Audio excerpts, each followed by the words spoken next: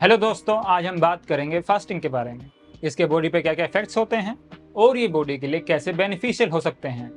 तो सबसे पहले हम इसके हिस्टोरिकल और रीजनल बैकग्राउंड पर नजर डालते हैं। अब जैसा कि सबको पता होगा कि इंडियन कल्चर में फास्टिंग का कॉन्सेप्ट काफी पुराना है। अब चाहे महाभारत में वो कर्ण का उपवास हो या फिर रामायण में सीता का उपवास हो या फिर जो भारतीय त्योहार होते हैं उनमें व्रत की परंपरा हो, फास्टिंग हमेशा से ही इंडियन कल्चर का और हमारी लाइफ का एक बहुत बड़ा हिस्सा रही है।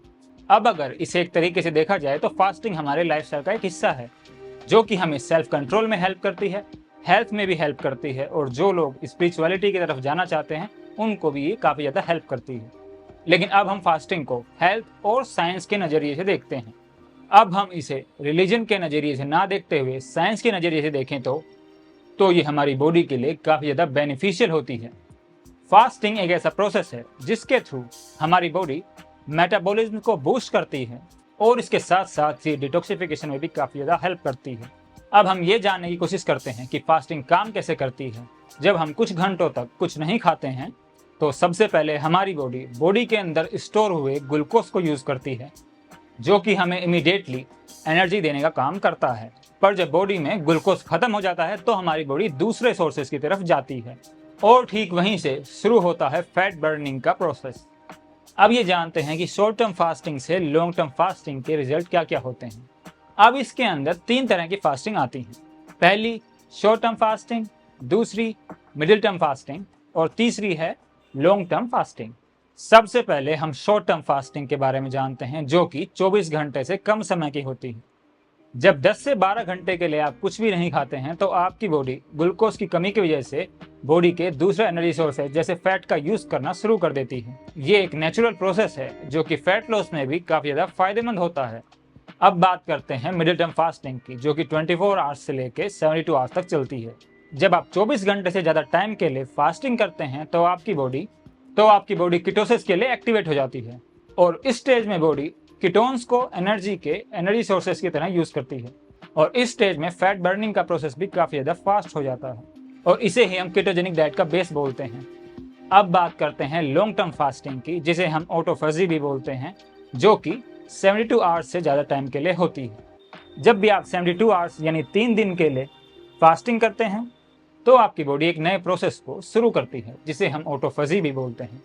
ये एक तरीका है सेल्फ क्लीनिंग का जिसमें पुरानी और डैमेज सेल रिपेयर होती हैं। जैसे जब आप घर की सफाई करते हैं तो पुरानी चीज़ों को और टूटी फूटी हुई चीज़ों को घर से बाहर निकाल देते हैं, ठीक उसी तरह ऑटोफेजी प्रोसेस में खराब सेल को या तो रिपेयर किया जाता है या फिर उसे रिमूव किया जाता है। और अगर आपको जानना है कि हम ऐसे कौन से व्रत करते हैं, नवरात्र की फास्टिंग ऑटोफेजी फास्टिंग का ही एक तरीका है। अगर हम नवरात्र की फास्टिंग को थोड़ा साइंटिफिक तरीके से देखें तो ये एक सीजन से दूसरे सीजन के लिए हमारी बॉडी को प्रिपेयर करना है और इसके साथ साथ जो नवरात्र की फास्टिंग होती है वो बॉडी डिटॉक्सिफिकेशन में भी काफ़ी ज़्यादा हेल्पफुल होती है।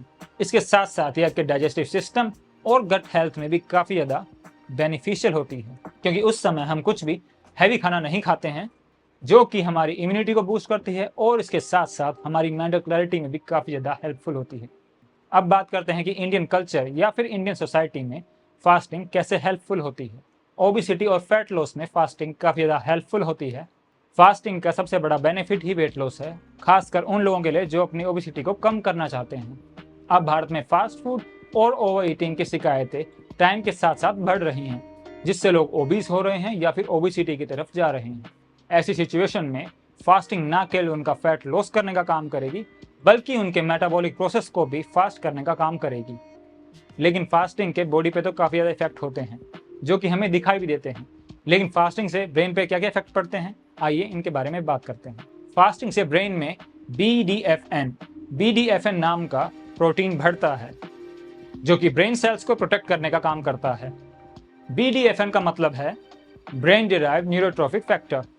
अगर आप मेडिटेट करते हैं, पढ़ते हैं या फिर कुछ भी क्रिएटिव सोचने की कोशिश करते हैं तो इस चीज़ में फास्टिंग आपकी हेल्प कर सकती है। फास्टिंग ऑटोफेजी के साथ साथ एंटी एजिंग का भी काम करती है। अब ऑटोफेजी स्टेज के अंदर आपके सेल रिपेयर होते हैं और इस प्रोसेस से आप कुछ हद तक एजिंग प्रोसेस को रोक सकते हैं जो कि एक एंटी एजिंग का नेचुरल तरीका है। अब फास्टिंग में सच क्या है और झूठ क्या है यानी मिथ क्या है उनके बारे में बात करते हैं। फास्टिंग में जो सबसे बड़ा मिथ है वो है मसल लॉस का। काफ़ी लोग ये सोचते हैं कि फास्टिंग करने से मसल लॉस हो जाता है। जैसे अगर आप पूरे महीने में 1 से 2 दिन की भी फास्टिंग अगर करते हैं तो उसमें आपका मसल लॉस नहीं होता है। अगर आप सही क्वांटिटी में प्रोटीन लेते हैं, वर्कआउट करते हैं, तो आपका मसल लॉस नहीं होगा। अब कुछ लोग ऐसा मानते हैं कि फास्टिंग करने से उनका मेटाबॉलिज्म स्लो हो जाएगा, जबकि होता ठीक इसके उल्टा है। Short term fasting metabolism process को बूस्ट करती है, और अगर आपका मेटाबॉलिज्म सही ढंग से काम करता है तो आपके ग्रोथ हार्मोन भी बढ़ते हैं। अब कुछ लोग ऐसा मानते हैं कि फास्टिंग हर मौसम में ठीक नहीं है। अगर आप किसी भी सीजन में 1 से 2 दिन की फास्टिंग करते हैं या फिर 1 दिन की भी फास्टिंग करते हैं तो उससे आपकी बॉडी पे कोई भी इफेक्ट नहीं पड़ता। लेकिन अगर आप गर्मियों में फास्टिंग करते हैं तो कुछ लोगों को इसमें थोड़ी सी थकावट देखने को मिलती है।